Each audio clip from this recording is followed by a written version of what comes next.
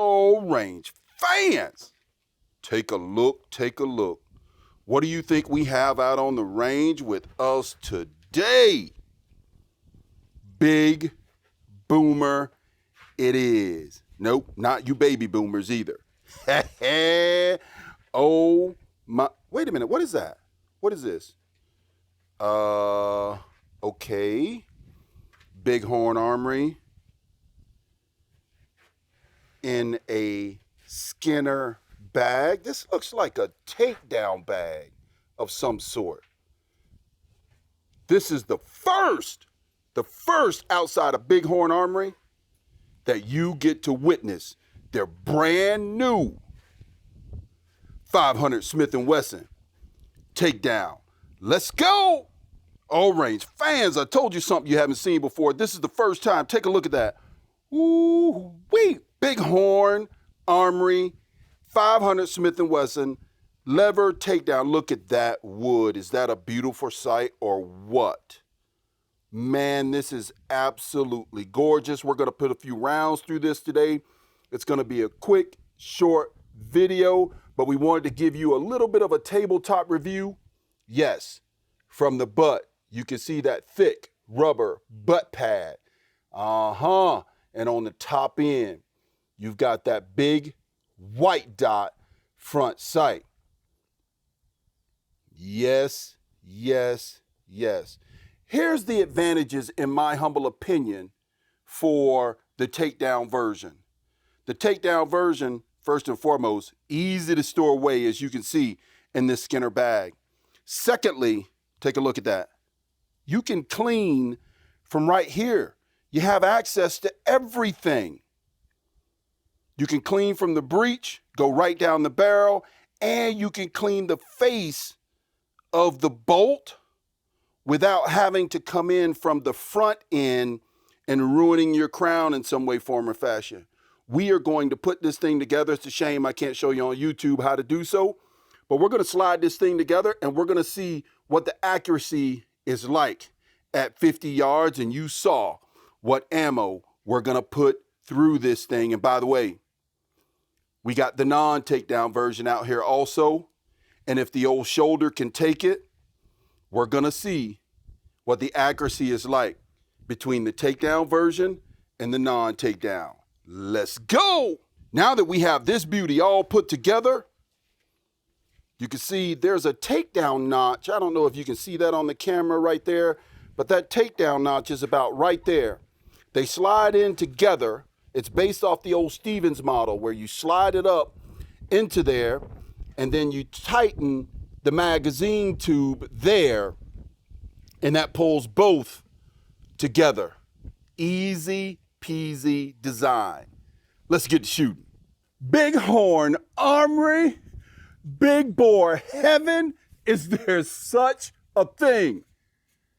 I think I am. Here's what we're going to do. We're not going to give you the full review. I gave you a little bit about the Takedown in the opening, but since we have access to these beautiful big bores today, I want to do a little bit of accuracy testing. Like I said, it's going to be a little bit of a shorter video. We got this Scout, and you've seen it on the channel before, this 500 Smith & Wesson with this Burris scope on it. It is a Scout 2-7. We're sitting at 50 yards, and we're going to shoot, which I haven't done before. 500 Smith & Wesson. Whew. 500 Magnum there is in this 500 Smith & Wesson lever. And we're going to shoot for accuracy with the scope. All of these are 18 inches, so we didn't break out the chronograph. We're going to shoot this scope version with the huge tank muzzle brake out front for accuracy. Then we're going to shoot the same exact lever action with muzzle brake and iron sights. And then we're going to go to the takedown for 3 rounds apiece. I'm sure this thing's going to hurt. Good God. All right. Going to go middle of the target.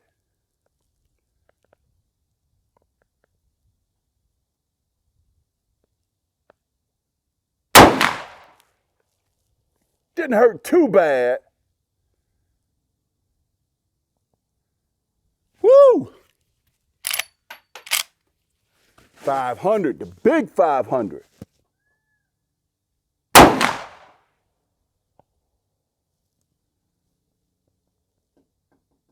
I think you're shooting a little low and right, but you see it before I see it.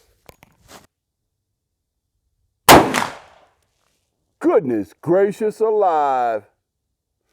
Whoo-wee! Oh, that wasn't too bad. I've got a fresh target hung up downrange, and you can see I got the exact same model. Bighorn, 500 spike driver, this time with the muzzle brake. Oh boy, and I got these Skinner sights on this thing. Y'all see I'm wearing peepers already.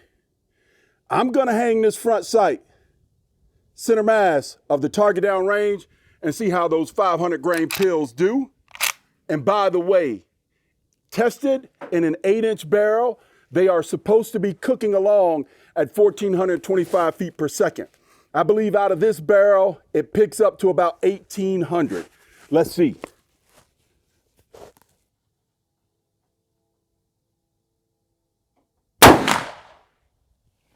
I know one thing. That muzzle brake ain't good for nothing. I know the previous version had the scope on top, so there's a little bit more weight, but this one here might get the tank brake on it. Bighorn Armory. If you just happen to come across this lowly small channel, you can see the investments that were made with you guys, and I'm begging now on film. Yes, I'm begging. Could you send me one of those tank brakes? Hey, everybody comment down below and tell Bighorn Armory the big fella is crying about recoil with this thing. That tank brake makes a difference. Man, this thing is jumping high and right. Whoo! Look at all that dust kicking up behind the berm. One thing I've noticed about the Bighorn Armory, you really have to rack this thing like you mean it to get these big pills, freedom pills, to feed. But beautiful, smooth setup. You've seen two versions so far. Wood has been great. Finish has been great across two samples. I want to make that clear. But there's a third sample coming up. Woo! Jumping high and right. Oh, and are those two touching? You see it before I see it. Notice I got to take the old peepers down to look down range. I think at least two of those are touching. There you have it. We've seen the accuracy from the scope version with the 500 Magnum and the muzzle brake version of the 500 Magnum. You guys like my beautiful Vanna White assistant? No, I'm kidding. YouTube might ban me for saying Vanna White, hadn't they? Now, this is the 500 Smith & Wesson Magnum spike driver, Bighorn. We went all out. This is a Bighorn Armory day. And I feel cheated. The forend on this thing is absolutely beautiful and has their logo carved in it. They didn't do that on any other version. I know these have to be somewhat special. But again, the first time you've seen a Takedown Bighorn Armory on the net, period, outside of their factory. Beautiful wood again. Big white dot front sight. Skinner peep on the rear. Man, there just ain't much to strong lever actions. Bighorn Armory. Can these things be swapped out? I'm begging. This is a begging video. Can I have one of these? Maybe? Oh my gosh, what a train wreck I am. Let's see what the accuracy's like on the Takedown. 500 Magnum, first time being fired. Let's see.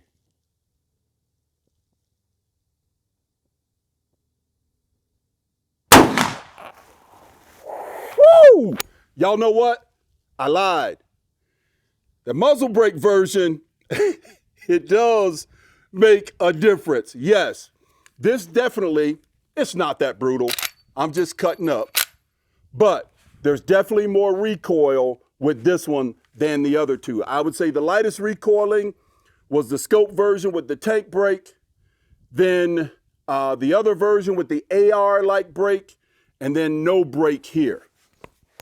Let's see. Ooh, it is a little bit punishing. I am holding dead center of the target. Easy feed. I think they're off to the right. Well, you guys are seeing it before I will. Let's go. And there you have it. I think accuracy is about on par between all of them.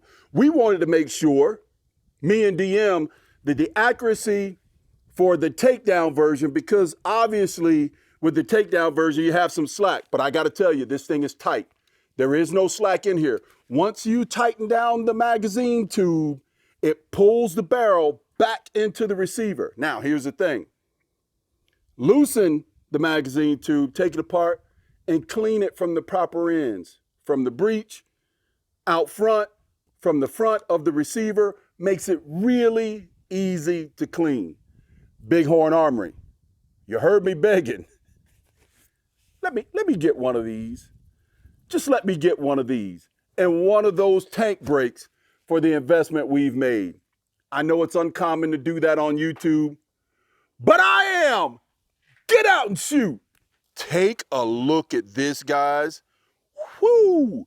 There it is. Look how big those 1/2-inch holes are. I don't think that's too bad for open sights. Minute of a deer, minute of a hog. And as they advertise it, minute of a Peterbilt. Get out and shoot.